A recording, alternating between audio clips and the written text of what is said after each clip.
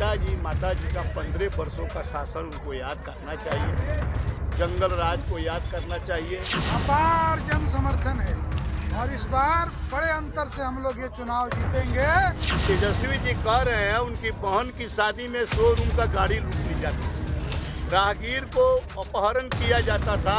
NDA कार्यकर्ता सम्मेलन और इसी क्रम में ये सम्मेलन लगातार अलग अलग जिलों में विधानसभा स्तरीय कार्यक्रम कर रही है, जहां पे एनडीए के बड़े बड़े नेता मंत्री पहुंच रहे हैं और जनता तक नीतीश कुमार के कामों को गिनवा रहे हैं, साथ साथ विपक्ष पे हमला भी कर रहे हैं। और इसी क्रम में मोतिहारी से खबर निकलकर सामने आ रही है, जहां पे मोतिहारी में एनडीए कार्यकर्ता सम्मेलन में मंत्री कृष्णनंदन पासवान ने तेजस्वी यादव पर निशाना साधा है। तो एक तरफ जहां तेजस्वी यादव बिहार अधिकार यात्रा पे निकले हैं, तो दूसरी तरफ सत्ता पक्ष एनडीए कार्यकर्ता सम्मेलन कर रही है और निशाना कहीं ना कहीं दोनों दलों का वोट पे है। चूंकि इसी साल बिहार में चुनाव है, तो एक तरफ एनडीए की तैयारी काफी तेज और पुख्ता दिख रही है, तो दूसरी तरफ तेजस्वी यादव बिहार अधिकार यात्रा पे निकले हैं और उस यात्रा पे लगातार एनडीए के बड़े बड़े नेता निशाना साध रहे हैं, तंज कस रहे हैं। और इसी क्रम में मंत्री कृष्णनंदन पासवान ने इस यात्रा पे तंज कसते हुए बड़ा सवाल खड़ा कर दिया है। उन्होंने कहा कि तेजस्वी यादव को यात्रा निकालने से पहले याद रखना चाहिए कि उनके पिता के शासनकाल में बहन की शादी में शोरूम से गाड़ियां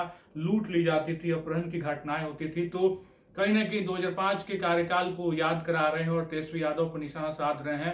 जंगलराज की तरफ उनका इशारा है और ये कह रहे हैं कि उनके पिताजी के कार्यकाल में क्या कुछ नहीं होता था, अपहरण किस तरीके से हो जाता था और तमाम वो बातें किस तरीके से मन से बातें कहते हुए नजर आ रहे हैं। और साथ साथ मंत्री क्या कुछ कह रहा है, आपको सुनाते हैं कि अपने पिताजी माताजी का 15 वर्षों का शासन उनको याद करना चाहिए, जंगल राज को याद करना चाहिए, अपहरण उद्योग को याद करना चाहिए।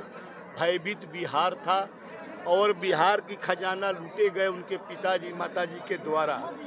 उस समय तो अरे शोरूम में जो गाड़ी थी और जो तेजस्वी जी कह रहे हैं उनकी बहन की शादी में शोरूम का गाड़ी लूट ली जाती थी, राहगीर को अपहरण किया जाता था, व्यापारी को अपहरण किया जाता था और अपहरणकर्ता एक अन्य मार्ग में पाया जाता था।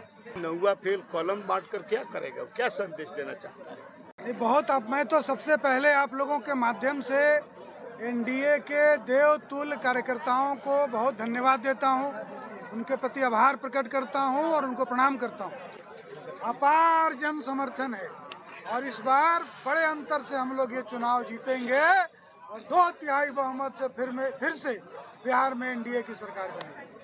तो आपने मंत्री कृष्णनंदन पासवान को सुना, उन्होंने तमाम बड़ी बातें कही है, तेजस्वी यादव पे निशाना साधा है और साथ साथ बेहतर नतीजों का दावा किया है। एनडीए कार्यकर्ता सम्मेलन चूंकि लगातार एनडीए हर मंच से 2025 में 225 सीटों का दावा कर रही है और लगातार नीतीश कुमार के विकास कार्यों को भी जनता तक पहुंचाने का काम एनडीए के तमाम बड़े नेता कर रहे हैं। किस तरीके से 20 सालों में नीतीश कुमार ने लोगों तक अपने काम को पहुंचाया है, महिलाओं के लिए, छात्रों के लिए, विद्यार्थियों के लिए, और किस तरीके से बड़े बड़े ऐलान बीते दिनों लगातार नीतीश कुमार ने किए हैं। तो वो तमाम चीजें एनडीए के बड़े नेता गिनवा रहे हैं और ये बात कह रहे हैं कि एक बार फिर से एनडीए की ही सरकार बनेगी। तो ऐसे में देखना होगा, तैयारी दोनों तरफ से काफी तेज है। एक तरफ तेजस्वी यादव की यात्रा, तो दूसरी तरफ एनडीए का कार्यकर्ता सम्मेलन काफी तेज हो चला है। और इसी क्रम में जहां एक तरफ तेजस्वी यादव यात्रा पे निकले हैं, तो उस यात्रा पे एनडीए की तरफ से काफी तंज कसे जा रहे हैं और उनके पिताजी के कार्यकाल को, यानी कि लालू यादव के शासनकाल को जनता के बीच रखा जा रहा है। और कहीं ना कहीं मतलब साफ है कि एक बार फिर से